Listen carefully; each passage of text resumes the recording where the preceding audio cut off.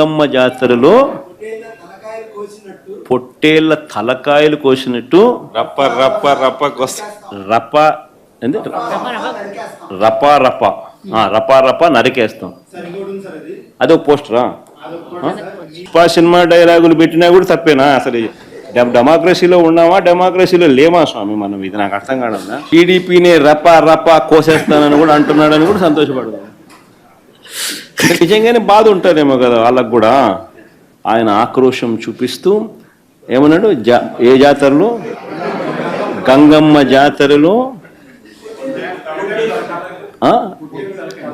పొట్టేళ్ళు తలలు నరికినట్టు రప రప అని నరుకుతానని చెప్పి ఆయన అంటానంటే దాని అర్థమైంది. మరి మన అభిమానస్తుడై నెక్స్ట్ టీడీపీ ప్రభుత్వంలో టీడీపీ వాళ్ళను రప రప ఏం జాతరలోది?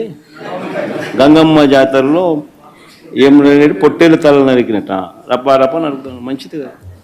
ఎవరు ఇది? నేను ఎందుకే మీకు ఒక మాట చెప్పాను, విచిత్రమైనటువంటి మనస్తత్వాలు ఉండే వ్యక్తులు వారుగా ఉంటారు. ఎవరన్నా మాట్లాడతారా? పోలీసులు తిడతారా? పబ్లిక్ని తిడతారా? మనం చెప్పి నరికేండ్రా పోయేసి అని చెప్తారా మీరు? ఏంటి ఇవన్నీ? ఎవరైనా ఎక్కడన్నా విన్నారా మీరు? ఎప్పుడన్నా చూసారా ఈ పోకడ? ఈ రాష్ట్రంలో దేశంలో ఏ రాజకీయ నాయకుడైనా, ఏ రాజకీయ పార్టీ అయినా ఇలాంటి ఒరవడు ఉందా? చంపేయండి, పొడి చేయండి, లేదంటే ప్లే కార్డ్స్ పెట్టుకొని వచ్చి డెమాన్స్ట్రేట్ చేసి ఆనందపడిపోవడం.